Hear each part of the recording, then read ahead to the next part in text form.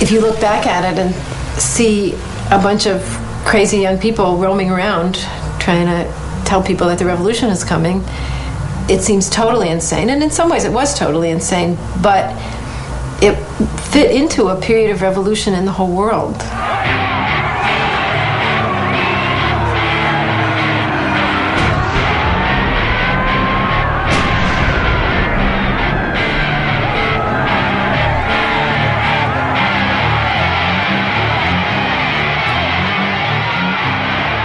It seemed to me that we were entering an incredible period of revolution, and I didn't want to miss that.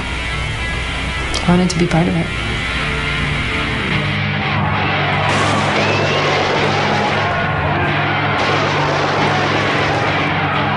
We're in a revolution. Don't ever say we're going into a revolution. We're in a revolution.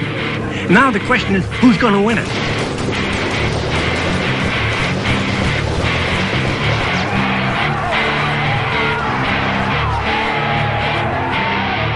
Toward the end of 1968, I had really decided that I was committed to being a part of what I thought was going to be a really serious and ongoing rebellion, upheaval that had the potential of not just ending the war, but of really overthrowing the capitalist system and put in its place something much more humane.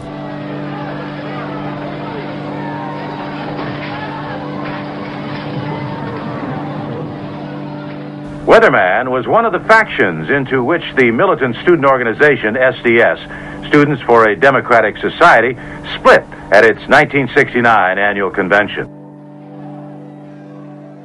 What press are you with?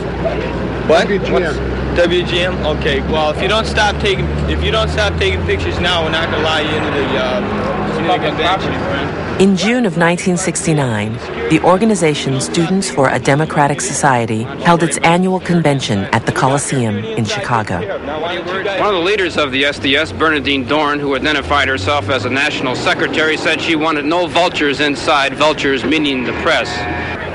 You're going to have to register like everyone else. Yeah. What's that going to cost? There's a $25 fee for the regular bourgeois press and regular registration for underground revolutionary press. Clock thing you talked about. No. By 1969, Students for a Democratic Society was one of the leading anti-war organizations, with over 100,000 members on campuses around the country. The SDS has promised to brief the press daily. Its annual convention was a national news story. But it had not always been so. Founded in relative obscurity in the early 1960s, SDS drew its inspiration from the nonviolent civil rights movement. SDS changed radically over the next several years. As the Vietnam War grew, students joined SDS by the thousands, and it began to be taken seriously as a national organization. Yet despite its strength, at the 1969 convention in Chicago, SDS was in crisis.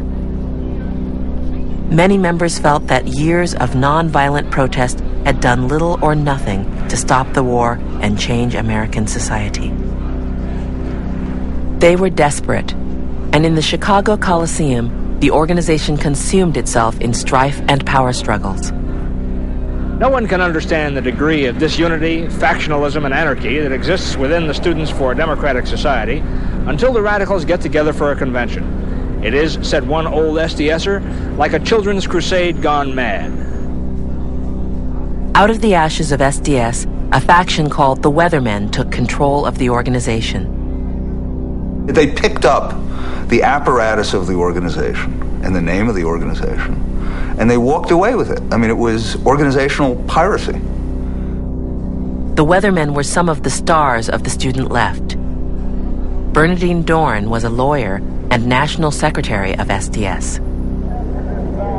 Mark Rudd was famous for leading demonstrations that had shut down Columbia University a year earlier. They had the Bonnie and Clyde factor working for them. That, you know, and like Bonnie and Clyde, they were, you know, many of them were attractive personally. They were into youth exuberance, sex, drugs. They wanted action. They wanted to kick ass. Well, that's enough. We wanted to become communist cadre, completely committed to the revolution. I was going to do whatever I had to do to be able to be part of it. The Weathermen took their name from the Bob Dylan lyric, "You don't need a weatherman to know which way the wind blows," by which they meant anyone could see world revolution was imminent. Third World revolutionaries and militant groups in America, like the Black Panthers, would soon overthrow the American government.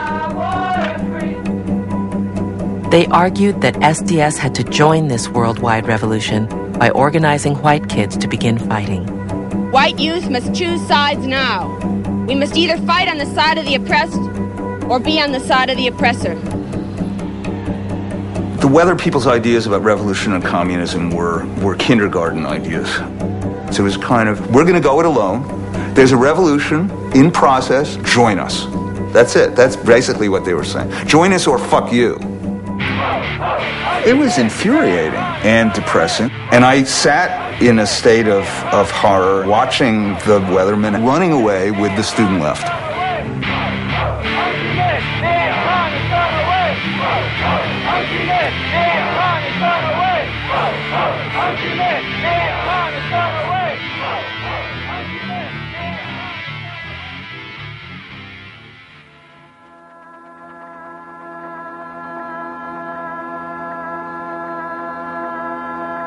In the summer of 1969, several hundred Weathermen moved into collective houses in cities around the country to put the group's politics into action.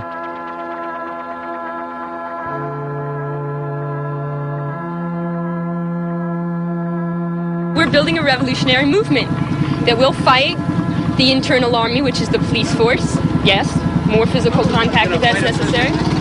Whatever it takes, we'll do, by any means possible. The general idea was that working class youth outside the colleges would be more revolutionary than the students at the colleges. Of course, that's who we were.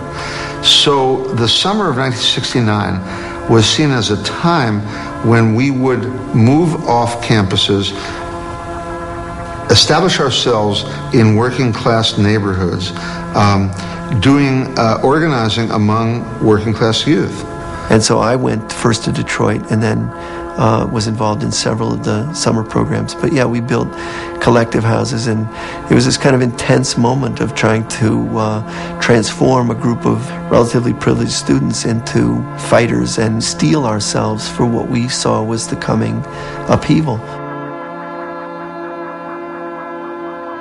I left graduate school, left my husband, and joined a weather collective, and ended up eating noodles with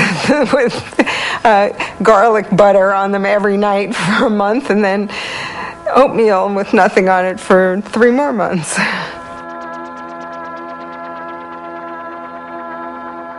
Most of us had such little experience with violence and so little relationship to violence, and led really relatively sheltered lives. And as I said, for my first 7 years of activism, I was philosophically a pacifist.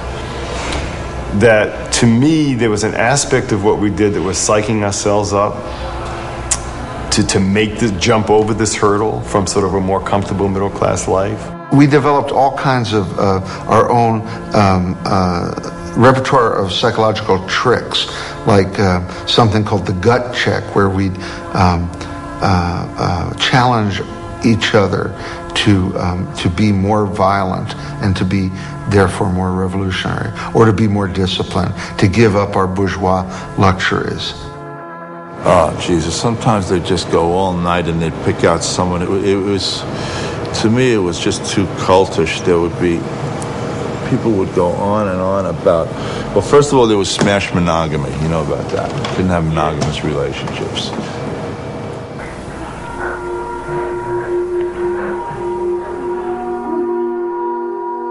It was a moment of extreme sexual experimentation.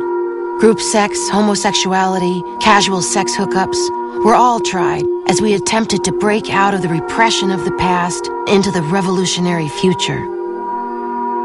As with so much in my life, I needed a theory rationalizing what we were doing.